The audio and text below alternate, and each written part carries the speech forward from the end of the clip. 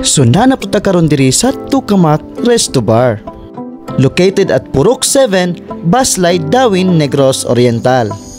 And then this is my third time nga nianhi kog balik dinhi sa Tukamak Resto Bar. Kauban nako ang mga cousins from Zamboanga City and from Australia. And in fairness, developed na gyud ang ilahang site and fully furnished na pod ang ilahang mga cottages.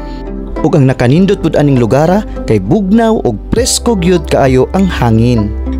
Well, aside nga refreshing kayo sa ato ang paminaw, mawala gyud ang mga stresses sa atong kinabuhi. In addition, they also planted some herbs and spices. They also tamed some rabbits nga malingaw gyud ang mga kids. The overlooking view of the scenery is also the highlights of this resto bar. And then sa ubos ani nga bahin, na sila'y party bar and napod sila'y pang bonfire in kaso og bugnaw kayo ang panahon. And indeed, the place is very unique with aesthetic vibes. And speaking about the food, well, as they say, this is the place where food is an art.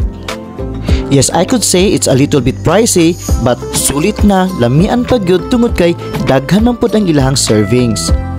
Well anyways, daghan kay ni silang mga nagkalain-laing mga klaseng mga pagkaon and mga drinks. So that's all for today's video. I hope nag-enjoy lang kamo.